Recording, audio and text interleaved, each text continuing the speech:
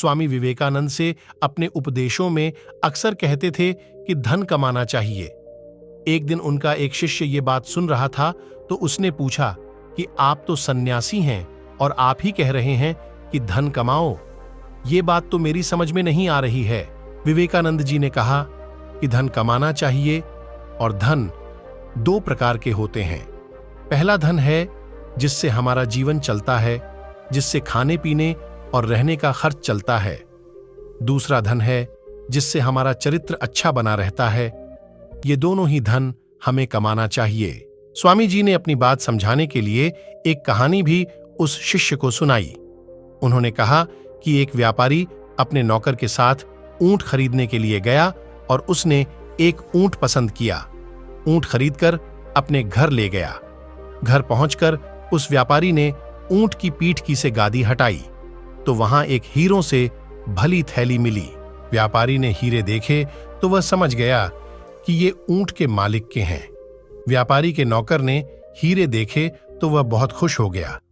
उसने कहा कि हमें तो ऊंट के साथ खजाना भी मिल गया है।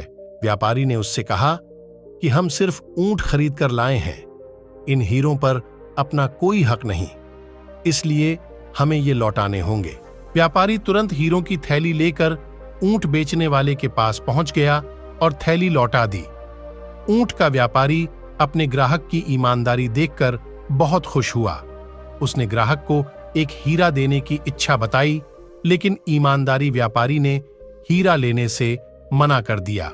जब हीरों के मालिक ने बार बार हीरा रखने की बात कही तो ऊंट खरीदने वाले ने कहा कि मैंने तो पहले से ही 2 हीरे रख लिए हैं। ये बात सुनते ही हीरों का मालिक गुस्सा हो गया। उसने तुरंत ही थैली के हीरे गिने तो वह पूरे थे। हीरों के मालिक ने कहा कि थैली में हीरे तो पूरे हैं, आपने कौन से 2 हीरे रखे हैं? ऊंट खरीदने वाला व्यापारी बोला कि मैंने ईमानदारी और आत्मसम्मान नाम के 2 हीरे रखे हैं। मेरे पास ये 2 हीरे हैं, इसीलिए आपको पूरे हीरे मिले हैं। ये कहानी सुनाने के बाद विवेकानंद जी बोले कि ईमानदारी और आत्मसम्मान भी धन की तरह ही हैं। हमें इन्हें भी बनाए रखना चाहिए, तभी जीवन में सुख शांति मिल सकती है